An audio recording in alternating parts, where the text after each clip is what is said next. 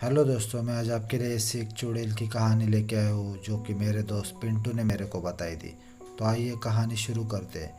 ये कहानी है हमारे गांव की काली चुड़ैल के बारे में। गांव के लोगों का कहना है कि यह जंगल के किनारे पर बने बरगद के पेड़ पर रहती है और यहाँ से गांव के बच्चों को देखती है और जो भी बच्चा उसे पसंद आता है उसे अपना शिकार बनाने के लिए तैयार रहती है। पर वो चुड़ैल गांव में नहीं आ सकती क्योंकि गांव में हनुमान जी का मंदिर है और उसे गांव के बाहर बरगद के पेड़ पर बांध रखा है।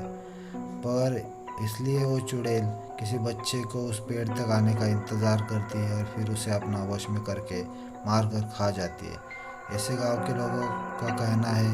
इसलिए गांव में कोई भी बच्चा जंगल के किनारे पर खड़े उस बड़े बरगद के पेड़ के पास नहीं जाता। ये सब बातें सोनू शहर से आया अपनी मौसी के लड़के पिंटू से कह रहा था। पिंटू शहर का था और उसे इस बातों पर विश्वास नहीं था और वैसे ही ये बच्चे 10-12 वर्ष की उम्र के थे। और पिंटू उससे बोला कि यह सब झूठ है दोस्त, गांव के लोग बच्चों के लिए ये झूठ बोल रहे हैं। मगर सोनू उससे बोला कि नहीं, यह सब सच है, हम रात को उस चुड़ैल की आवाज़ भी सुनते हैं। पर पिंटू बोला कि चलो ठीक है, आज हम शाम को सभी एक जगह पर मिलेंगे और वहाँ से उस चुड़ैल की आवाज़ सुनेंगे। तो सब ने हाँ बोलकर 10-12 लोग 6 बजे बच्चे पिंटू और सोनू सहित सब जगह पर इकट्ठा हो गए। तभी सोनू उससे बोला कि हम उस चुड़ैल की आवाज़ यहाँ से सुनाई नहीं देगी, इसलिए हम पास वाले जंगल के पास वाले खंडर के अंदर जाएंगे और वहाँ से सुनेंगे।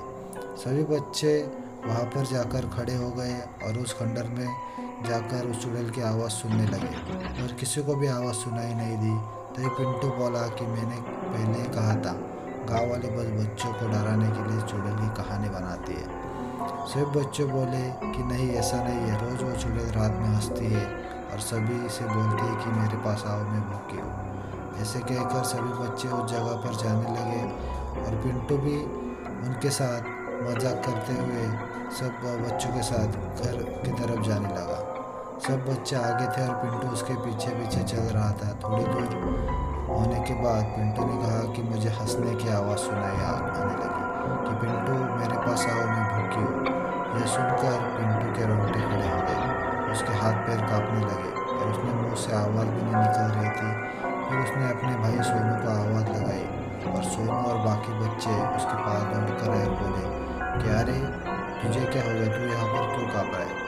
तभी पिंटू बोला कि मैंने अभी किसी को मेरा नाम पुकारते हुए सुना और मुझे बोल रहा है कि तुम मेरे पास आ जाओ, मैं भूखी हूँ। तो बाकी बच्चों ने बोला कि हमें तो कुछ भी नहीं सुनाई दिया। सभी बच्चे बोले कि हमने तो तुझसे पहले ही कहा था कि चुड़ैल की कहानी सच्ची है। सबने उसे उठाया और उसे कहा कि चल अब चलते हैं। और पिंटू को उठा के सब लोग अपने घर घर जाने लगे और सारे बच्चे अपने घर लौट गए और पिंटू और सोनू भी अपने घर पर लौट आए। सब कुछ सही था, दोनों बच्चे खाना खाया, फिर दोनों फिर सोने चले गए। पर इधर पिंटू की हालत ख़राब हो गई थी, उसे नींद नहीं आ रही थी। थोड़ी देर बाद उसे एक आवाज़ सुनाई दी कि कोई था जो बाहर से उसे बुला रहा था। पिंटू काफ़ी डर गया, उस आवाज़ की तरफ खींचा चला जा रहा था। उसे घर से बाहर निकला और आगे जाकर देखा तो वहाँ पर एक काले कपड़े पहने एक औरत उसकी तरफ पीट करके खड़ी थी और वो कुछ गुनगुना रही थी। और आसपास मोहल्ले के काफ़ी खौफनाक था, चारों तरफ कोहरा था, एक बहुत तीखी ऐसी ठंड सब जगह पर फैली हुई थी। और ये सब देखने के बाद पिंटू के भी रोंगटे खड़े हो रहे थे, मगर वो कुछ कर नहीं सकता, ना तो घर में भाग सकता था, ना किसी को आवाज़ लगा सकता था।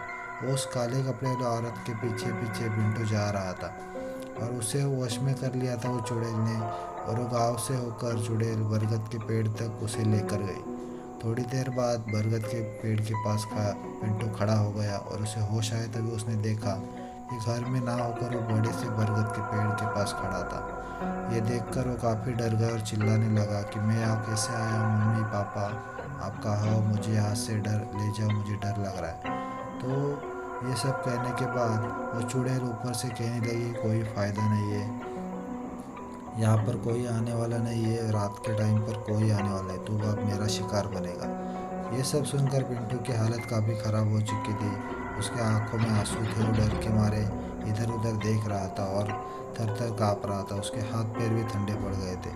और जो औरत उसको दिख रही थी, वो काले कपड़े में एक बूढ़ी औरत सामने उसके खड़ी थी और वो दिखने में काफ़ी भयानक थी। उसके हाथ में एक कुल्हाड़ी भी थी और वो पिंटू की तरफ ही देख रही थी और बोली, आज मैं पेट भर के खाऊंगी।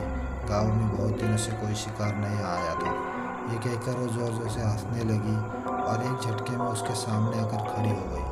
और पिंटू उस शक्ल को देखकर काफ़ी डर गया। वो दौड़ने के लिए, वहाँ से भागने के लिए तैयार था और जैसे उसने भागने की कोशिश की, वो चुड़ैल ने उसको पकड़ लिया और अपने बड़े बड़े नाखूनों से उसके गाल पे हाथ फेराने लगी।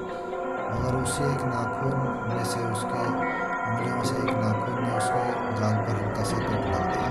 फिर उससे उस गाल से खून निकलने लगा और वो धीरे धीरे औरत अपनी कुल्हाड़ी को उसके ओर बढ़ाने लगी और कुल्हाड़ी के एक जोर से उस पर मार दिया। और पिंटू की आंखें खुली तो वो सपना देख रहा था।